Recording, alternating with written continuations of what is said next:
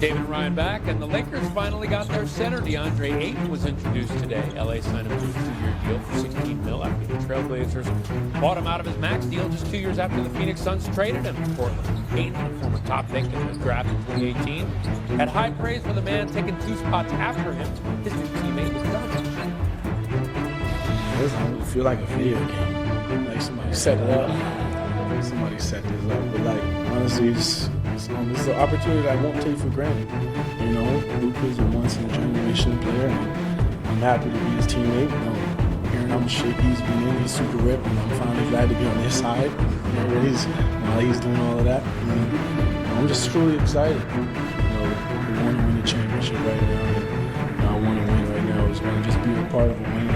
Legacy to just be around winners. The last 2 years was just a different run for me. I just learned a lot. Yeah, you know, when you don't win in this league, you forgot.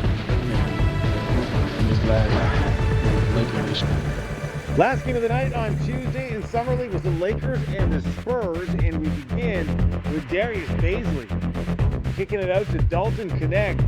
If he can take a step forward for the Lakers this season, man, would that ever help some of their shooting woes? A little later on, Jameer Nelson Jr., step back style, Amari Moore, driving, gets the reverse to go. You got to show me that again. Oh my goodness, Moore with the sweet finish there. San Antonio up by 1 early. Lakers with some great ball movement here, leading to the 3. Bazley then going to get the drive and finishes strong here through the contact and 1. And it's a tough finish, man. That goes high off the window and in. He will make the free throw. Let's check in with Ronnie James. He gets an easy 2. San Antonio was up 47-42 at the break in the third. More Bazley. Spin move. Oh my goodness. Two-handed dunk right there. Spurs responding. Outlet pass up top with the finish. San Antonio of 58-49 after that beauty. So we go back to Dalton Connect. This time, underneath the glass. Going to get the rebound and the lay-in. San Antonio at that point up by 10. David Jones-Garcia working the glass. Carter Bryant then knocking down the three-pointer from the corner. San Antonio up 83-69, but the Lakers do not go away. Connect with the miss. Bazley, 27 points, 13 rebounds. The Lakers up by 1. So Jones-Garcia with a chance to win the game and gets the shot, just goes wide, does not fall. A little scrum at the end, can't get a shot to go, and the Lakers come back and win this one 89-88. Take a look back at last season's voted Western Conference and how it all shook out at the end of 82 games. Focusing in here for a moment on the Lakers, who finished 3rd, and the Spurs, who finished 13th, and what the Spurs are doing to make sure that they're not on the outside looking in this season. They've already added Kelly Olynyk to their front court. They added Luke Kornet to their front court, and now they add Kelly Olynyk to bolster what feels like adding a strength to a strength. They send out Branham and Wesley in a pick to Washington. They keep on loading up on young guys there after getting Cam Whitmore the other day. But how about this philosophy of San Antonio? You've got obviously Wembanyama, and now adding Kornet and adding Olynyk, guys that are not going to knock you over with star power, but really complimenting him in a way. I think, Jerry, you said it best. It's a fit. And I think when you look at Kelly Olynyk, he understands how to play with the basketball. He can pick and pop. He's been around, and I think he'll be a great guy that can obviously help Wemby out when he gets a little physical. Luke Kornet, a guy who I love, he says he's wearing number 7 because he wants to be a third of Tim Duncan. But I like how he played last year. a rim runner. He rebounds the basketball, and you can play Wemby because of his skill set with either one of those bigs.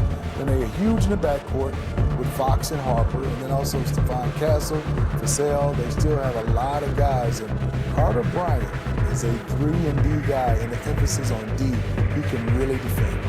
What's this? In this fall, man, it's very tough. In this fall, I'm going to take my talents to South Beach and join the Miami Heat. Miami Heat. That was the conclusion you woke up with this morning. That was the conclusion I woke up with this morning. Where were you that night? In Orlando, in a hotel, doing summer league, and obviously got the call, and I got a chance to talk to Mickey Harrison right after that decision was made. Bet you he was happy, yeah. Yes, indeed. I mean, the Heatles. Let's take a look at LeBron. July 8th, 2010 versus July 8th, 2025. Didn't have any rings at the time. Was a 2-time MVP. Take a look at the points. Hit 15,000, which is pretty darn impressive for a guy who's 25. But now up to more than 42,000 and the all-time scoring leader. I don't know if you would have said on a program like this, if LeBron, you would have predicted at 25 would be the all-time scoring leader, you'd believe it because that's just not the player he was. Focused on being. You're right, Jared. I thought you could talk about a guy all time in different categories, but as far as going out and scoring this many points, longevity, you can see that for sure, but not this long in this way he's playing. I mean, the numbers he put up last year, Jared, it's just phenomenal. They didn't win, obviously lost in the first round, but I look at LeBron right now, how much more can he go? Can he get to 45,000 points, 46? It's unbelievable, and also the level he's playing, I know he wants another championship, but he's already made history playing, got a chance to play with his son. Well, people want to know, he's played with 3 different franchises. Will he end his career as a Laker, or will he put on a 4th different uniform? You know, we shall see. I got a feeling he's playing for one more franchise. Whoa! This year? I feel it. No, I don't know when, but the following year. Poor man's Josh Giddey right now. Wow.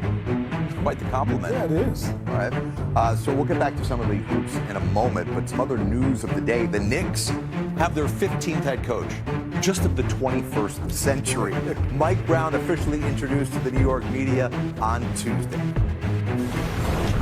Honored and excited to be the new head coach of the New York Knicks.